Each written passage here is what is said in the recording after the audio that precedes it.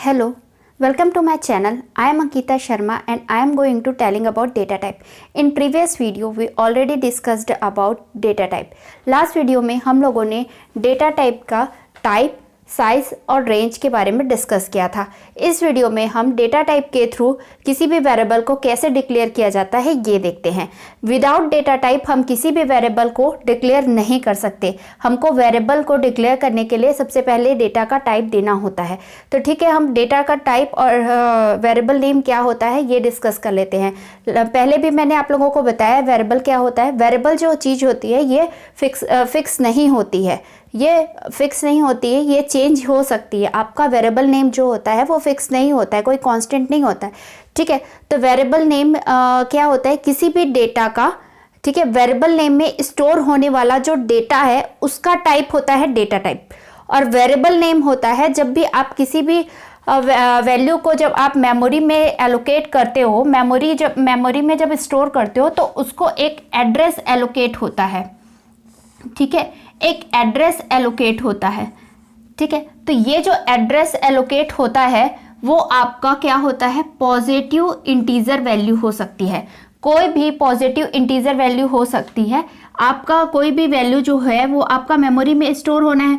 तो मेमोरी में जब आपका स्टोर होगा तो वो जहाँ स्टोर होगा उसका कोई एड्रेस होगा और वो एड्रेस क्या होगा, पॉजिटिव इंटीजर वैल्यू होगी। ठीक है, कोई भी पॉजिटिव इंटीजर वैल्यू होगी। अब आपको ये जो आपका एड्रेस है इसको क्या करना पड़ता है, नाम देना पड़ता है। ठीक है, इस एड्रेस में जो स्टोर होता है वो होता है डेटा और इसका एक नाम देना पड़ता है जिसे हम बोलते हैं वेरिएबल नेम। यही होता है हमारा वेरिएबल नेम।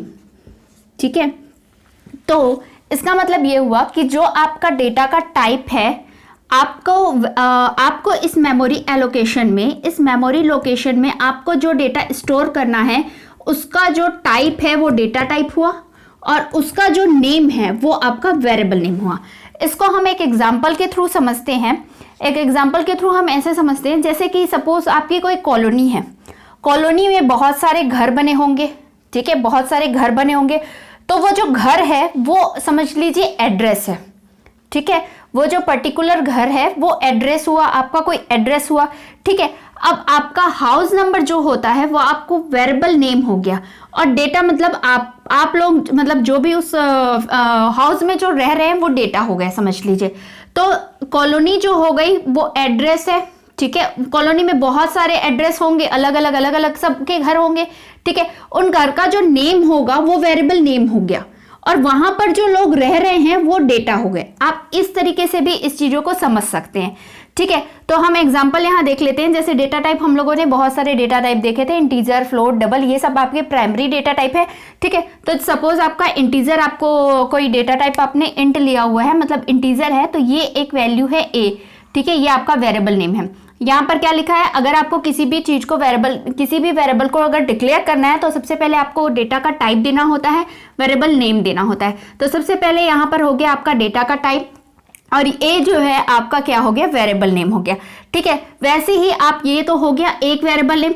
आप चाहे तो 2-3 वेरिएबल को भी एक साथ, जैसे 2-3 वेरिएबल है और वो जो वेरिएबल है वो आपके इंटीजर टाइप के ही हैं, तो अगर इंटीजर टाइप के हैं तो आप उसको कॉमा से सेपरेट करते हुए आप उसको एक साथ डिक्लेयर कर सकते हैं एक ही लाइन में। आपको अलग अलग डिक्लेयर करने की जरूरत नहीं है। वैसे यहाँ पर रेट है, रेट भी आपका क्या हो गया, एक वेरिएबल नेम हो गया। ठीक है, ये वेरिएबल है और कौन से टाइप का वेरिएबल है, ये फ्लोट टाइप का। तो ये वेरिएबल नेम है, मतलब इस वेरिएबल नेम में जो डेटा स्टोर होगा उसका टाइप क्या है, फ्लोट है। ठीक है, इसका टाइप क्या है, फ्लोट है। तो आपको मैंने एक एग्जांपल के थ्रू भी समझा दिया। अब आपको क्या चाहिए, जब आप ये डेटा का तो टाइप आपने डिक्लेयर कर दिया, लेकिन डेटा का टाइप डिक्लेयर करने के बाद आप जब उस डेटा को यूज करेंगे, इट मीन्स यदि आप वो डेटा को यूज कर रहे हैं प्रिंट कराने के लिए, या आप हो सकता है कि आप यहाँ पर वैल्यू दे दे, एक ही वैल्यू सपोज आपने दे दी यहाँ पर 5, हो सकता है आप यहाँ पर वैल्यू ना देना चाहें, आप क्या करना चाहें कि कंसोल से वैल्यू उठाना चाहें, है ना। हम जरूरी थोड़ी ना अभी हमको यहाँ वैल्यू पता ही हो, किसी भी प्रोग्रामर को जरूरी नहीं है स्टार्टिंग में ही वैल्यू पता हो। तो क्या होता है, कंसोल से भी हम क्या करते हैं, वैल्यू लेते हैं। जब इनपुट लेते हैं कंसोल से तो स्कैनएफ लगाते हैं। है ना। और अगर यहाँ पर ही डिक्लेयर कर दिया तो आपको डिक्लेयर करने की जरूरत नहीं है। फिर यहाँ स्कैनफ लगाने के बाद हमको यहाँ पर ये जो लिखा है %d, ये आपका जो है ये आपका फॉर्मेट स्पेसिफायर है। इसको बोलते हैं फॉर्मेट स्पेसिफायर। मतलब आपने इंटीजर यूज किया है तो उसके लिए अलग फॉर्मेट स्पेसिफायर लगेगा, अगर आपने फ्लोट यूज किया है तो उसके लिए आपके लिए अलग स्पेसिफायर लगेगा। तो ठीक है, सबके लिए फॉर्मेट होता है। तो यहाँ पर मैंने आपके लिए सब फॉर्मेट स्पेसिफायर लिख के रखा है, इसको हम डिस्कस करते हैं पहले, ठीक है, फिर इधर आएंगे। ठीक है, तो देखिए फॉर्मेट स्पेसिफायर में सबसे पहले है %c। मतलब %c किसके लिए यूज होता है? कैर के लिए, कैरेक्टर। जब आप यूज कर रहे हैं अपने प्रोग्राम में कैर, इट मीन्स कैरेक्टर यूज कर रहे हैं, तो आप %c यूज करेंगे। स्ट्रिंग यूज कर रहे हैं, स्ट्रिंग का मतलब क्या होता है? Sequence of character. ठीक है, कैरेक्टर का मतलब 1 कैरेक्टर 2 कैरेक्टर कुछ भी हो सकता है, और स्ट्रिंग मतलब होता है सीक्वेंस ऑफ कैरेक्टर। तो उसके लिए आप स्ट्रिंग के लिए %s यूज करेंगे। अब %d का यूज होगा डेसिमल इंटीजर के लिए। ठीक है, आपको मैंने पहले भी बताया था कि डेसिमल क्या होता है, हेक्साडेसिमल क्या होता है और ऑक्टेल क्या होता है। 0 से 9 तक के जो होते हैं डिजिट्स होते हैं, और उनके कॉम्बिनेशन से जो भी आपका नंबर बनेगा वो आपका डेसिमल नंबर होगा। और ऑक्टल मतलब 0 से 7 तक के जो नंबर होंगे और उनसे जो नंबर बनेगा वो आपका ऑक्टल नंबर हो गया। और हेक्सा मतलब कि 0 से 9 एंड A से F तक। ठीक है, A से F तक के जो आपका अल्फाबेट होगा वो आपका हेक्साडेसिमल हो गया। मतलब उनके कॉम्बिनेशन से जो भी वर्ड बनते हैं या डिजिट नंबर बनते हैं वो आपका ये सारे हेक्साडेसिमल हो गया। ठीक है, अब ये हो गया %d के लिए। ठीक है, %f होगा फ्लोट नंबर, मतलब 0.1 0.2, इसके लिए आपका क्या होगा? फ्लोट होगा। ये भी हम डिस्कस कर चुके हैं लास्ट वीडियो में। ठीक है, कि क्या क्या डेटा टाइप होते हैं। अब %e है ना, %e और %E, ये दोनों यूज किया जा सकता है साइंटिफिक नोटेशन फॉर फ्लोट। मतलब जो आपका फ्लोटिंग पॉइंट नंबर है, मतलब कि जो भी आपका 0.2 1 ऐसा कुछ भी आपका नंबर है, जो पॉइंट में नंबर आएंगे आपके फ्लोटिंग पॉइंट के, उसका साइंटिफिक नोटेशन के लिए, जैसे हमारे नंबर बहुत बड़े हो जाते हैं तो हम एक्सपोनेंट यूज करते हैं, तो उन सब के लिए साइंटिफिक नोटिफिकेशन के लिए क्या यूज करते हैं? साइंटिफिक नोटेशन के लिए हम फ्लोट के साइंटिफिक नोटेशन के लिए हम ये यूज करेंगे। सेम आपका %g एंड यहाँ पर कैपिटल %g। ठीक है, कैपिटल G मतलब परसेंट के साथ कैपिटल G, ये भी आपका साइंटिफिक नोटेशन फ्लोटिंग पॉइंट के साइंटिफिक नोटेशन के लिए ही यूज होता है। अब यहाँ पर HI है, HI यूज होगा आपका %HI, स्मॉल में है दोनों H एंड I। ये होगा आपका साइन शॉर्ट इंट। आपका जो साइन शॉर्ट इंट है, मैंने आपको बताया था ना कि इंट से छोटा अगर नंबर लेना है, मतलब आपको कुछ स्मॉल 1 2 3 नंबर ही स्टोर करने, तो आप शॉर्ट इंट यूज करेंगे।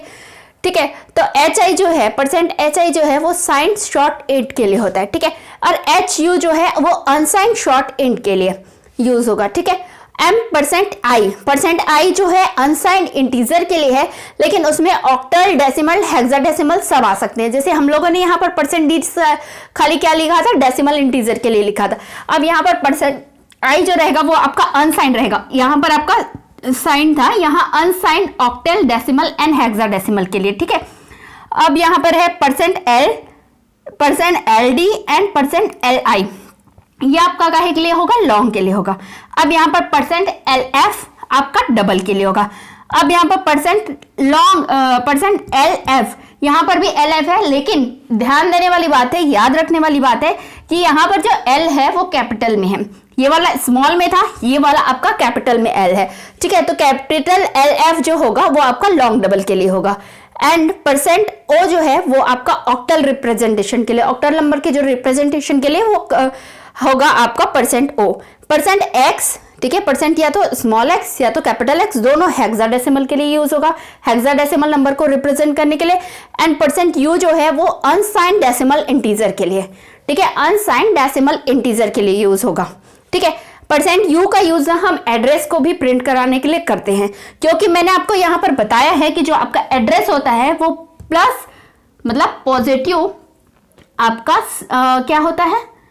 पॉजिटिव इंटीजर नंबर होता है। तो अगर आप एड्रेस को भी प्रिंट कराना चाहते हैं तो आप %U यूज करेंगे। ठीक है, यहां तक क्लियर हुआ? अब देखते हैं नेक्स्ट, मैंने यहां पर बताया, हाँ स्कैनफ देखते हैं, स्कैनफ एंड प्रिंटफ। ठीक है, स्कैनफ का क्या यूज किया जाता है? जब हमको इनपुट प्रोसेस करना होता है। ठीक है, या तो आप इनपुट, जब आप कंसोल से इनपुट करा रहे हैं तो आप स्कैनफ यूज करेंगे, एंड प्रिंट एफ का मतलब ये होता है जब आप कंसोल में कोई वैल्यू प्रिंट करानी है, कोई मैसेज प्रिंट कराना है या कुछ भी आपको प्रिंट कराना है तो आप प्रिंट एफ यूज करते हैं। ये भी हम पहले डिस्कस कर चुके हैं, ठीक है। मतलब ये आउटपुट प्रोसेस के लिए होता है और ये इनपुट के लिए होता है, ठीक है, समझ में आया।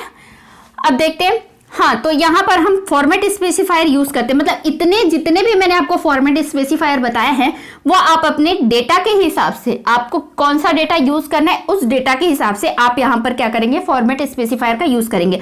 परसेंट मतलब स्कैन एफ में भी यूज होगा वो और प्रिंट एफ में भी होगा, क्योंकि प्रिंट में प्रिंट कराने के लिए और इसमें आपका स्कैन एफ में आपका इनपुट कराने के लिए होगा, ठीक है। यहाँ तक आया बात समझ में। अब देखते हैं, हाँ, मैंने आपको लास्ट वीडियो में बोला था गार्बेज वैल्यू कैसे प्रिंट होती है। गार्बेज वैल्यू कैसे प्रिंट होती है उसके लिए हम देखते हैं। देखिए मैंने एक ही डेटा का बताया है, बाकी सारे डेटा का ऐसे ही गार्बेज वैल्यू आप समझ सकते हैं। इंटीजर या साइन इंटीजर, उसकी रेंज क्या होती है, -327682 to 32767 तक, ठीक है। इसकी रेंज इतनी होती है। अनसाइन इनकी कितनी होती है, 0 to 65535, ठीक है। अब इसकी रेंज कैसे होती है, मतलब इसका रेंज ऐसा क्यों आता है, इसका रेंज जो आता है ये ऐसा क्यों आता है, जैसे हमको पता है इंटीजर कितना बाइट लेता है, 2 बाइट लेता है, ठीक है। इंटीजर कितना लेता है, 2 बाइट लेता है, मतलब कि 8 बिट इधर, 8 बिट इधर और 8 बिट इधर आएगा, ठीक है। 8 कितना हो गया, 16। तो 2 की पावर जब आप 16 करेंगे तो आपको एग्जैक्ट ये वैल्यू मिलेगी, ठीक है। 2 की पावर 16 मतलब आपका 0 से हाईएस्ट जो होगा आपका इतना ही नंबर आ सकता है, इससे ज्यादा मतलब नहीं ले सकता, इसका रेंज इतना है, ठीक है। और ऐसे ही हम उसमें देखते हैं, जैसे कि कैरेक्टर में देखें, कैरेक्टर में कितना होता है, 1 बाइट होता है। 1 बाइट मतलब कि 8 बिट, ठीक है। 8 बिट होता है तो 2 की पावर 8, 2 की पावर 8 देखेंगे तो आपको कितना नंबर मिलेगा, 2 की पावर 8 में आपको कितना नंबर मिलेगा, 255। तो इसीलिए कैरेक्टर में क्या नंबर होता है, अनसाइन कैरेक्टर में क्या नंबर होता है, 0 to 255, ठीक है। तो आपका मतलब ऐसा होता है। अब जितने भी है, फ्लोट है, इंटीजर है, डबल है, जितने भी है, तो इसमें बीट के हिसाब से 2 की पावर करेंगे तो उसका मैक्सिमम नंबर आप निकाल सकते हैं, ठीक है। यहां तक हो गया, समझ में आ गया। अब देखते हैं, हम ये बता रही थी ना मैं, 0 to 655 इसका अनसाइन इनका रेंज होता है, ठीक है। अब देखिए, अब गार्बेज वैल्यू कैसे प्रिंट होगी। अब आपको पता है कि इसकी रेंज कितनी है और इसकी रेंज कितनी है। जब आप रेंज के बाहर की वैल्यू दोगे तो आपका कंप्यूटर क्या करेगा, ठीक है। जैसे आप रेंज के बाहर की वैल्यू दोगे तो क्या प्रोसेस होगा, जैसे सपोज हमारा यहाँ पर इंट ए लिया है, मैंने इंट ए लिया है, ए की वैल्यू दिया है यहाँ पर 32768। जब हम यहाँ पर कोई भी चीज स्पेसिफाई नहीं कर रहे हैं, यहाँ पर हमने इंट के सामने कुछ नहीं लिखा, साइन या अनसाइन, तो बाय डिफॉल्ट ये क्या लेता है, ये साइन वैल्यू लेता है। बाय डिफॉल्ट कौन सी वैल्यू लेगा, ये साइन वैल्यू लेगा। तो मतलब ये साइन इंटीजर है, साइन इंटीजर है और हम प्रिंट करा रहे हैं ए को। और साइन इंटीजर में जो हमारा नंबर होता है, नंबर मतलब नंबर लाइन हमारी कैसी होती है, 0 होती है ना, इधर 1 होंगे, 2 होगा, 3 होगा, -1 होगा, -2 होगा। अगर हम इसको ऐसे राउंड कर दे तो ये हमारा एक सर्कल बन जाएगा। वही सर्कल मैंने यहाँ पर बनाया है। तो जब आप सर्कल बनाओगे तो इसमें जो मैक्सिमम वैल्यू होगी वो जस्ट इसके बाद आ जाएगी, इसके मैक्सिमम वैल्यू के बाद। तो जैसे हमने यहाँ पर सर्कल बनाया हुआ है और यहाँ पर अनसाइन का सर्कल बनाया हुआ है। अनसाइन के सर्कल में मैंने क्या क्या चीज लिखा है, यहाँ से 0 स्टार्ट किया है, 0 से 1 2 3 ऐसे डिनोट करते हुए आपका लास्ट में कहाँ जाएगा, हाईएस्ट नंबर क्या जाएगा, 65535, ठीक है। इतना जाएगा आपका अनसाइन में। वैसे साइन में जब आप सर्कल बनाएंगे तो क्या जाएगा, 0 1 2 3 यहां तक की जाएगा। सपोज आपका हाफ में क्या जाएगा, हाफ में मतलब मैक्सिमम प्लस की वैल्यू कितनी है, 32767। और यहां पर आपकी माइनस में कौन सी वैल्यू है, -1 -2 एंड लास्ट आपका कहां तक जाएगा, -32768, ठीक है। तो 0 से माइनस तक की मैक्सिमम वैल्यू लिखना है और 0 से प्लस की मैक्सिमम वैल्यू लिखना है, ठीक है। अब आपका कंप्यूटर कैसे आपको रिप्लाई करेगा, जब आप रेंज के बाहर कोई वैल्यू दे दोगे। जब रेंज के बाहर कोई वैल्यू दोगे तो आपका कंप्यूटर क्या करेगा, ये देखो, अब हमने इंट ए ले लिया, ए की वैल्यू दे दिया, ये कौन सा इंट है आपका, कुछ भी मेंशन नहीं है यहाँ पर, तो ये आपका साइन इंटीजर हुआ। जब साइन इंटीजर में आपने ए की वैल्यू दे दिया है 32768, तो साइन का हमारा सर्कल कौन सा है, ये साइन का सर्कल ये है, ठीक है। अब इसकी तो हाईएस्ट, भाई प्लस में हाईएस्ट रेंज तो यहाँ पर है 6-7 तक के है, तो 6-8 के यहां से प्रिंट करेगा। ये जब आप प्रिंट करा रहे हो वही चीज को, तो प्रिंट कहां से करेगा, तो ये क्या करेगा 6-7 यहां पर आया, 6-7 के जस्ट आगे की वैल्यू प्रिंट करेगा। 6-7 मतलब 6-8 आगे की वैल्यू, आगे की वैल्यू में इसको क्या मिलेगा -32768, ठीक है, माइनस में मिलेगा। तो ये आंसर आपका माइनस में देगा। आप सोचोगे कि हमने तो दिया है ए की वैल्यू प्लस, हमारा आंसर माइनस में आ रहा है, मतलब हमने क्या गलती कर दी। तो आपने गलती ये की है कि आप इसके रेंज के बाहर की वैल्यू दे रहे हो, तो वो आपको यहां से वही नंबर आपको उठा के वो देगा। ठीक है, यहां तक समझ में आया। तो कंपाइलर आपका ऐसा वर्क करेगा। ठीक है, जस्ट अपोजिट हम अनसाइंड इंट में देख लेते हैं। अब देखो यहां पर मैंने लिखा है अनसाइंड इंट ए, यहां पर मैंने अनसाइंड मेंशन किया है। इट मींस क्या हो गया, आपका जो ए है वो अनसाइंड इंटीजर हो गया। ठीक है, अनसाइंड इंटीजर मतलब क्या हो गया, जिसमें साइन ना हो, जिसमें सिर्फ साइन ना हो। इट मींस सारी वैल्यू जो है वो पॉजिटिव हो। ठीक है, तो सारी वैल्यू जब पॉजिटिव होगी तो आपका 0 से लेके लास्ट तक इस सर्किल में कहां जाएगा 65535। ठीक है, ये वैल्यू जाएगा। अब मैंने दे दिया यहां पर -2, ए की वैल्यू हमने दे दी यहां पर -2, तो अब -2 तो दे दी, लेकिन अनसाइन में तो माइनस साइन होता ही नहीं है, तो फिर -2 की वैल्यू वो लाएगा कहां से। अब देखो यहां क्या करेगा, ये है 0। ठीक है, अब 0 से ये पीछे जाएगा, मतलब इसमें आप इसी को मेंशन कर लो, इसमें आप जब इसी को ओवरलैप करोगे तो इसकी जो वैल्यू मिलेगी वो आपको यहां पर मिलेगी। मतलब 0 है। अब हमारा साइन में क्या होता है, यहां पर वैल्यू होती है -1 -2, यहां पर हमारी -1 होती है साइन में, -1 -2। तो यहां पर -2 वाली जगह में जो भी नंबर होगा, क्या नंबर है हमारा 65534, एक पहले मतलब ये -1 हो गया, ये -2 हो गया, तो 65534 यहां पर ये आंसर प्रिंट करेगा। आप सोचोगे कि मैंने तो -2 दिया है, लेकिन आंसर ऐसा क्यों आ रहा है, क्योंकि अनसाइन है, अनसाइन में तो माइनस लेगा नहीं, तो माइनस नहीं लेगा तो वो क्या करेगा, आपकी ये पॉजिटिव वैल्यू को प्रिंट करेगा, जिसकी जगह पे -2 की जगह पे आपका ये आ रहा था। ठीक है, मतलब इस सर्कल -2 में ये सर्कल सेम है, बट दोनों में नंबर तो अलग है, तो ये इसके नंबर को आपको प्रिंट करके देगा। ठीक है, आया बात समझ में यहां तक। तो आपका मतलब यहां पर तो मैंने आपको नॉर्मल इंटीजर के बारे में, साइन और इनसाइन इंटीजर के बारे में बताया, बट आगे आप जितने भी हैं आपको गार्बेज वैल्यू जैसे में मिलेगी आपको, मतलब रेंज के बाहर जब दोगे तो जो वैल्यू आएगी वो गार्बेज वैल्यू बोलते हैं हम उनको, क्योंकि हमने जो वैल्यू दी वो हमको वैल्यू नहीं दे रहा है, कंप्यूटर पहले से जो स्टोर है वो हमको वैल्यू दे रहा है, ऐसा सोचते हैं हम, तो हमारी वो क्या वैल्यू होती है, गार्बेज वैल्यू होती है।